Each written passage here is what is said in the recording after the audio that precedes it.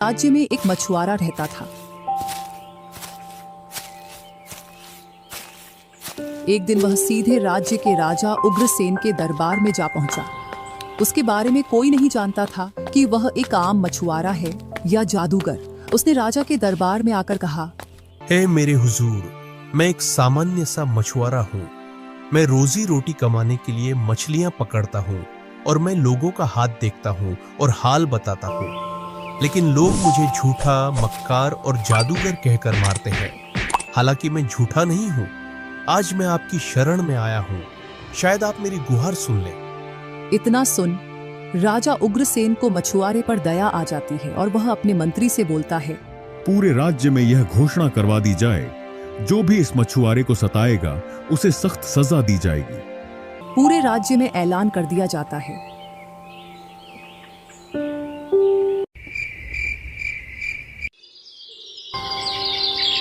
और कुछ दिन बाद मछुआरा फिर से राज्य में आता है। मुझे राजा साहब से मिलना है। सैनिक उसे जाने देते हैं और वह राजा से मिलता है। अब तो तुम्हें कोई परेशानी नहीं है, फिर क्यों आए हो अब? मैं तुम्हारे एहसान के बदले एक तोहफा लाया हूँ। अब तू हमें तोहफा देगा? क्या राजा को भी तोहफे की जरूरत होती है? मछुआरा अपनी टोकरी निकालता है जिसमें एक बड़ी मछली थी। मछुआरा अपनी बात पर अड़ा रहता है और राजा को तोहफा देकर कहता है, यह तोहफा तुम्हें अक्लमंद राजाओं में मशहूर कर देगा, जिससे चारों ओर के राजाओं में तुम्हारा नाम गूंजेगा। इसे अपने हाथों से पकाकर खाना, किसी और को मत देना, वरना इससे जो ज्ञान और बुद्धि मिलेगी वह बंट जाएगी। राजा मछुआरे की बात को मजाक समझता है और मछुआरा जाते जाते कहता है, इस बात को मजाक मत समझना राजा साहब। राजा मछुआरे की बातों पर ध्यान नहीं देता है और अपने सेनापति को बुलाता है और बोलता है, यह लो मछली, इसे अच्छे से पकाना, जिसे सिर्फ मैं ही खाऊंगा। मगर खबरदार, इसमें से कुछ भी खाया तो तेरा सर कलम कर दिया जाएगा। सेनापति आश्चर्यचकित हो जाता है। उसने सोचा, यह मछली पकवाने के लिए शाही बावर्ची जी को क्यों नहीं दी गई? मगर आदेश था तो सेनापति चुपचाप काम करने लग जाता है। जब सेनापति ने मछली को धोया तो उसने देखा यह आम मछलियों से अलग है। जब उसने मछली को पकाया तो उसकी खुशबू पूरे बावर्ची खाने में फैल गई। उसकी खुशबू इतनी अच्छी थी कि सेनापति अपने आप को रोक नहीं पाया और उसने उसमें से एक मछली का टुकड़ा खा लिया। अचानक से सेनापति को एक अजीब सी आवाज सुनाई दी। वह अपने चारों ओर देखता है तो उसकी नजर एक कुत्ते पर जाती है जो बोल रहा था, वाह क्या खुशबू है, मौका मिला तो मैं भी एक टुकड़ा इस मछली का छकूंगा। इतना सुन सेनापति घबरा जाता है। अरे कैसे बोल सकता है?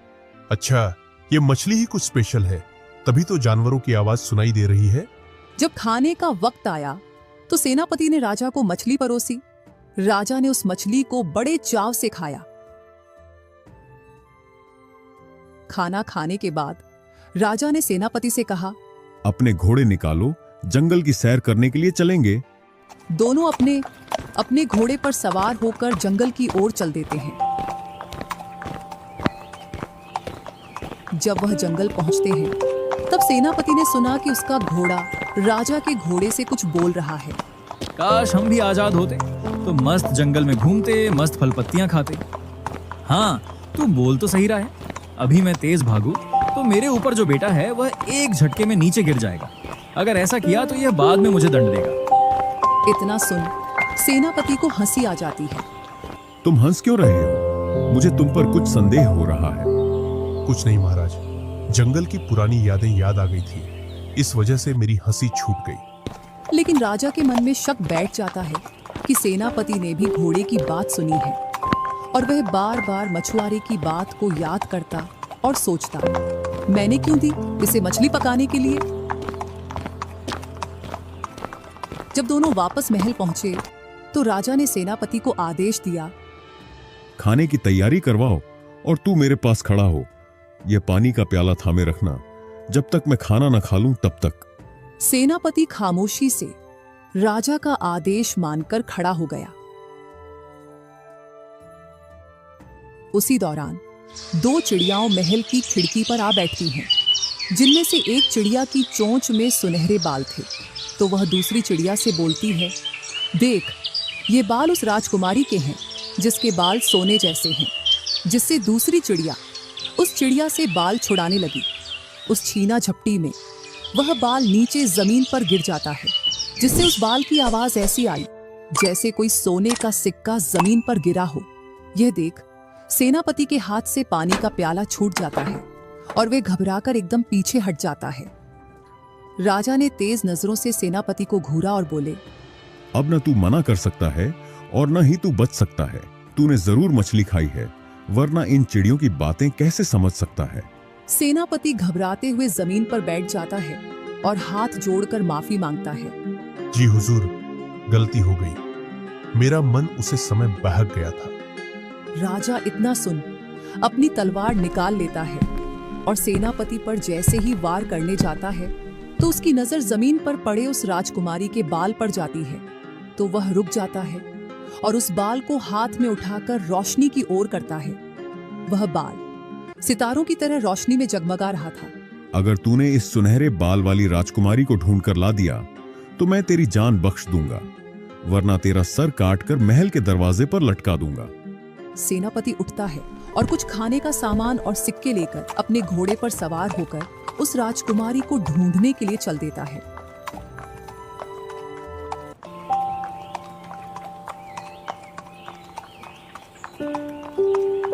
कई दिनों तक वह कई राज्यों में भटक चुका था, जिससे वह भूख, प्यास और थकान से टूट चुका था। आखिर एक रात उसने मन ही मन पश्चाताप किया और बोला, अगर इस बार छूट गया तो आगे से किसी की चीजों से हाथ भी नहीं लगाऊंगा। तभी उसकी नजर एक पेड़ पर पड़ी। उसने देखा कि उस पेड़ के नीचे आग भड़क चुकी थी।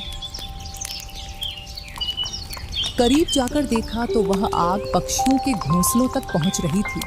कई सारी चिड़िया और पक्षी अपने बच्चों को बचाने के लिए इधर उधर भाग रहे थे। सेनापति अपने घोड़े से तुरंत उतरा और उसने उस पेड़ के नीचे से टहनियाँ हटाई। फिर उसने आग पर मिट्टी डाली, जिससे आग बुझ गई। यह देखकर चिड़ियाओं शोर मचाने लगी और कुछ पलों बाद सबसे होशियार चिड़िया सेनापति के पास आई और बोली, यह एहसान आपका कभी भुलाया नहीं जाएगा। वक्त पड़ने पर हम आपके काम जरूर आएंगे।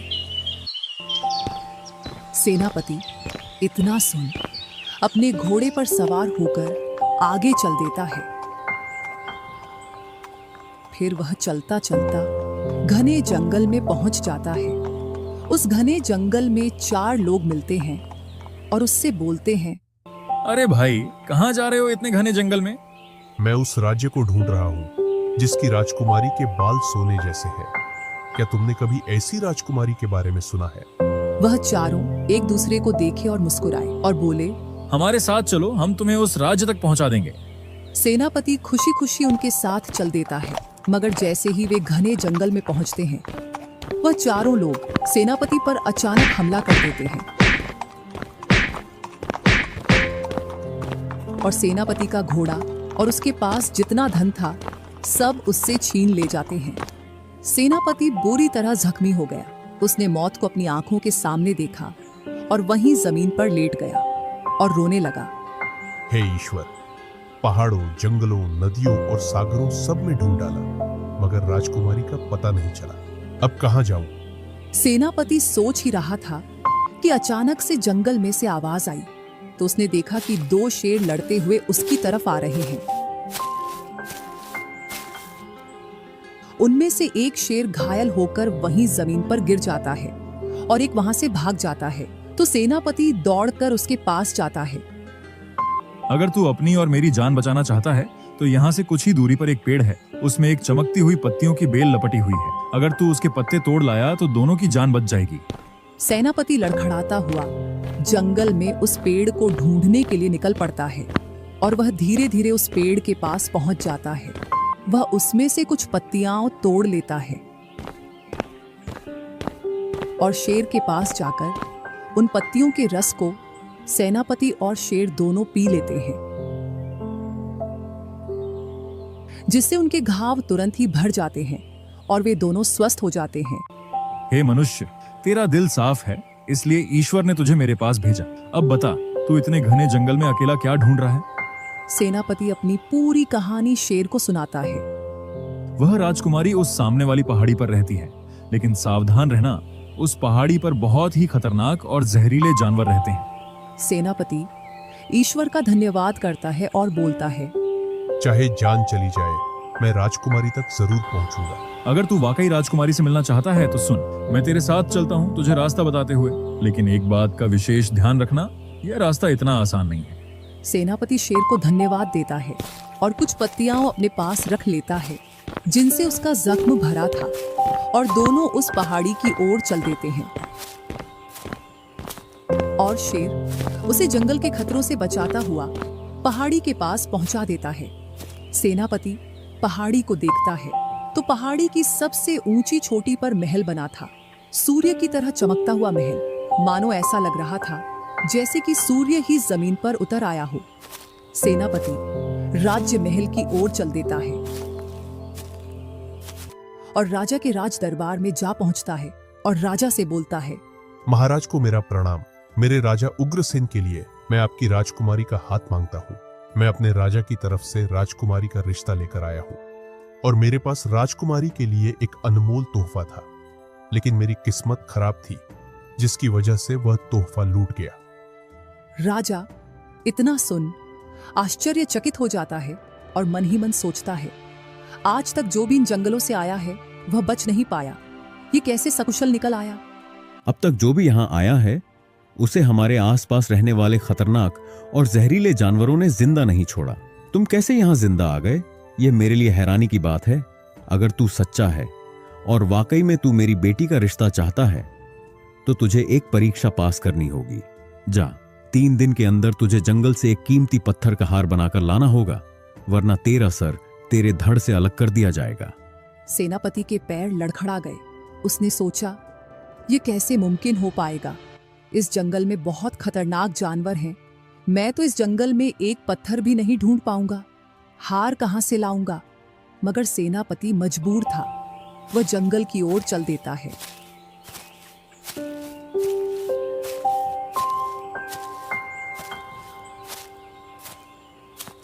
शाम तक उसे एक भी पत्थर नहीं मिला और वह थका हारा एक पेड़ के नीचे बैठ जाता है।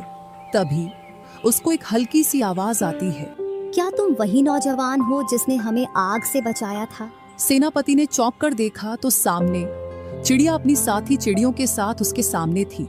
चिड़िया ने सेनापति से हाल पूछा। सेनापति ने अपनी पूरी कहानी सुनाई।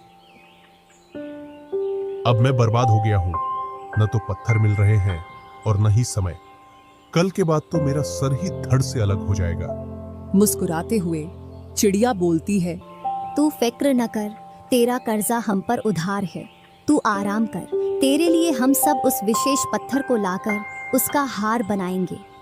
चिड़िया अपनी साथी चिड़ियों को आदेश देती है तो साथी चिड़िया उन पत्थरों को ढूंढने के लिए चारों ओर जंगल में फैल जाती है।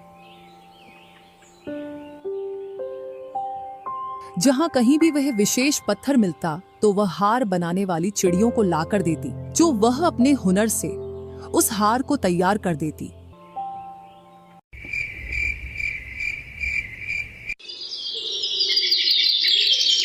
जब वह दूसरी सुबह चिड़ियों के पास आया तो उसे विशेष पत्थर का एक बेहद खूबसूरत हार वहां रखा मिला, जिससे सेनापति आश्चर्यचकित हो जाता है और खुशी के आंसू उसकी आंखों में आ जाते हैं और सेनापति चिड़िया का शुक्रिया अदा करता है।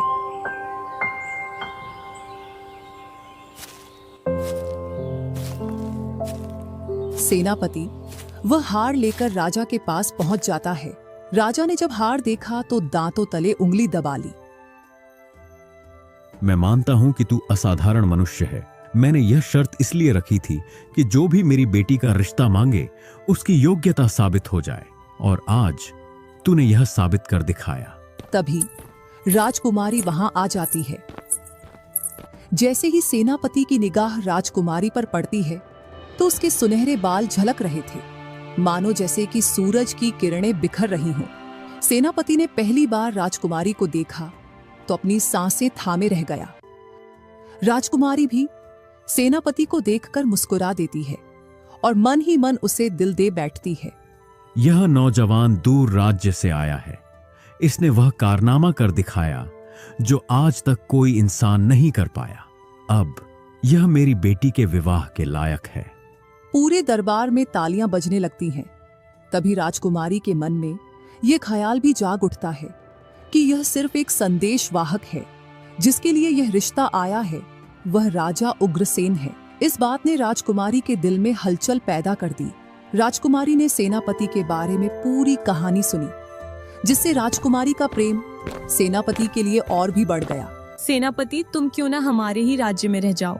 हम दोनों यही विवाह कर लेंगे और हम दोनों खुशी खुशी रहेंगे। मैं तो एक नौकर हूँ। राजाओं और सम्राटों जैसा मुकाम मेरे पास कहाँ। हे सेनापति, इंसान अपने कर्मों से पहचाना जाता है, कपड़ों या हैसियत से नहीं। तुम्हारे अंदर की सच्चाई और बहादुरी तुम्हें सबसे बड़ा बनाती है। इतना सुन सेनापति का दिल भी पिघल जाता है।